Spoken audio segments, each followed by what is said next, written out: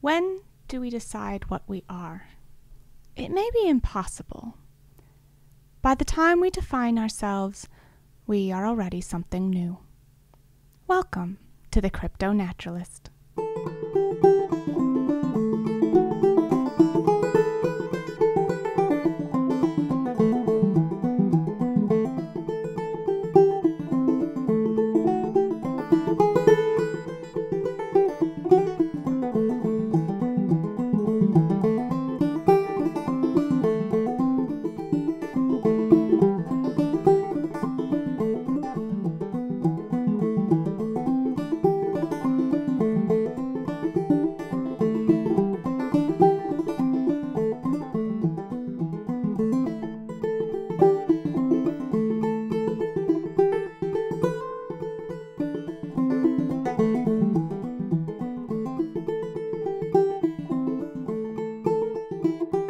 Hello again. I once knew a CryptoNaturalist who never found what she was looking for. She searched and searched for her whole life and never found it. She saw it only once, and that moment defined her forever. Even now, her compatriots remember her for her quest, her yearning, and her ultimate failure. Her name was Anna Marie Stoneburner, and growing up, her family owned a cottage in northern Canada that was inaccessible by roads. Her grandfather built it board by board by loading it into his boat near the local tavern, winding up the elbow narrows, unloading each board and plank and nail, and then building.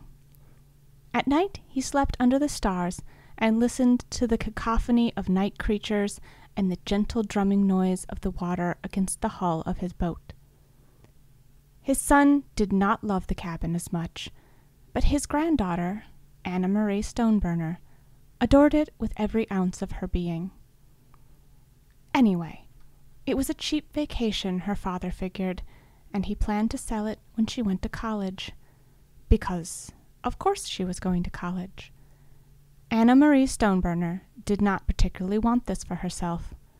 There was yelling, as there had been yelling during the divorce, and movie nights with boys, and going out wearing that.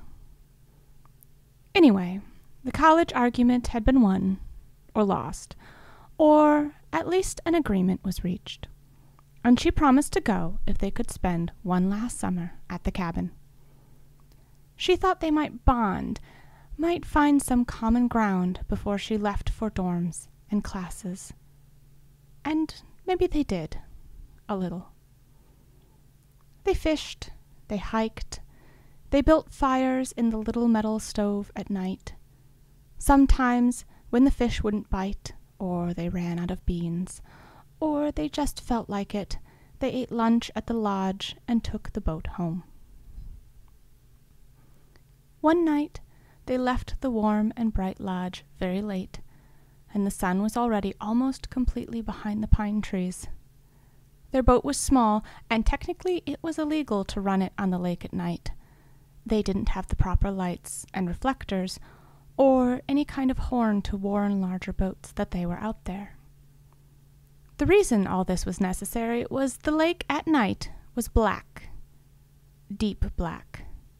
If you sat in a closet with no windows, shut the door, and pulled a hood over your head, you might get close to the blackness of that lake at night.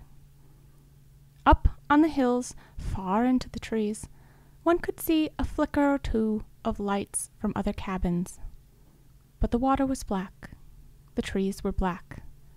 The sky, filled with stars, was too far away to light anything down below. Their small metal boat disappeared in the darkness as if it had been swallowed.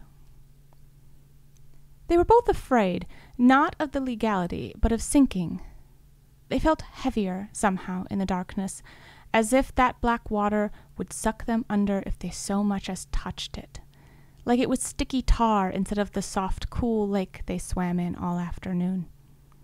If they could just make it a little longer, if they could just get to the dock, they would be fine. In a soundless instant, a light appeared in front of them. Crud, her father said. What's a boat doing out here anyway? Here, Annie, take the flashlight and sit at the bow. It's better than nothing. She fumbled for her father's hand for the flashlight and made her way very carefully over the boat seats. She watched the light, bothered by it. It was bobbing gently, but not quite the way a boat would in the waves. Instead, it swayed, reminding her of a parent rocking an infant.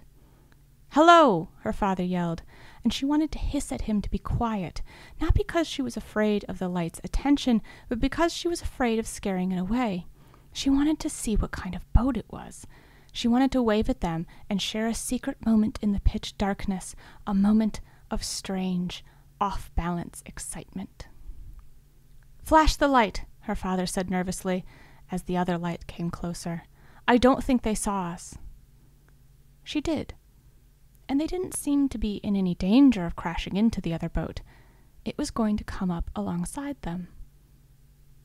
And then she realized that it was not a boat, and then she thought in terror, what else could it be? And then, with wonder, what could it be? As it came up alongside them, she fully saw that it was a fish, larger than their entire boat, its dark body undulating beneath the surface. It was darker somehow than the water and the night. It was shadow against shadow. It seemed to suck the light into it. The movement of its massive body did very little to disturb the dark water. It moved like a knife through air. An eye, the size of her whole head and only slightly lighter than the black body, looked out at the dark, dark water. It didn't flick up at her face, or the boat, or her father. These things, these surface creatures, were nothing to it. It was unbothered. It was at peace. Attached to the body, just above the eye, was something like a tentacle, and on the end of that was the light, a ball of glowing brilliance floating inside a fleshy lattice that looked like a bird cage. It was beautiful and enchanting. It was, without question, the most beautiful thing she'd ever seen. Not simply because of its singular physical form, but because of all the things that it represented, the possibilities. She turned to call out to her father, to share this moment with him, and thus amplify her own joy. But her father looked horrified. Fear had completely gripped his face, and his hand was frozen on the motor. He didn't look at her, only at the fish and its brilliant light. She turned back in time to watch the great fish heave under the water, its massive tail spreading out behind it like a bridal veil, and then it dove down, down, down. The light shrank to a distant spark, and then was gone in the darkness. They did not speak for the rest of the way home, or as they carefully docked the boat, or picked their way through the dark up to the cabin. As they took off their boots, she couldn't wait another moment. "Dad," she said, "I don't want to talk about it," he snapped. "But it was amazing. I've never seen anything." "I said I don't want to talk about it," he snapped, and stomped off to his own room. At the time, she was furious at him. How could he look at this creature and feel no wonder? They had harmlessly broken through the surface of the world and seen the magnificent beauty underneath. It was like knocking something commonplace off the shelf and, when it shattered, learning that it was secretly made of diamonds. It was impossible and perfect, and she wanted more of it immediately. She stayed up the rest of the night, sitting on the dock, watching the still lake for any sign of the creature, even a glint below the water's surface. There was nothing.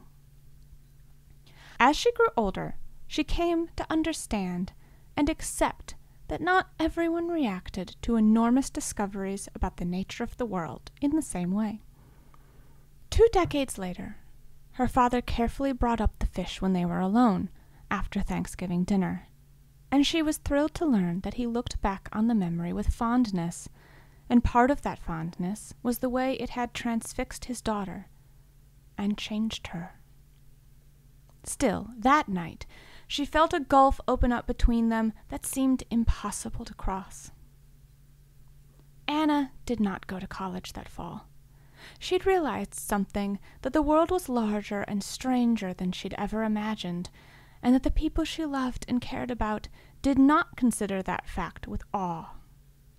They wanted her to follow a path they had set out for her, and though there was nothing wrong with that path, it might not fit. She became a cryptonaturalist in the way that so many do, by wandering around the world, following the barest rumor of answers to her questions. She discovered a great many things and added to our understanding immensely. At least once a year, she returned to the lake that changed her and searched for the nameless fish, the fish she planned to name upon their second encounter. That fish remains unnamed. Anna Marie Stoneburner, I'm afraid, has left us. But she never spoke of this as a failure. Not once in all the times I encountered her. Sometimes she felt defeated. Sometimes she considered giving up, but at the end, when she knew she no longer had the strength to return to the lake, she still spoke of the sudden light, of the dark, of the fish, with nothing but wonder and admiration. Someone else would find it, would see it, and wouldn't that be wonderful? The world goes on. What a gift. As a side note, if anyone has gone boating in the dead of night and seen floating across the water towards them a fish the size of a Volkswagen Beetle, darker than dark, carrying a light in a cage, please let me know. I would like to hold that knowledge like a candle for a departed friend. Until next time, my friends, make your own roads and travel them boldly.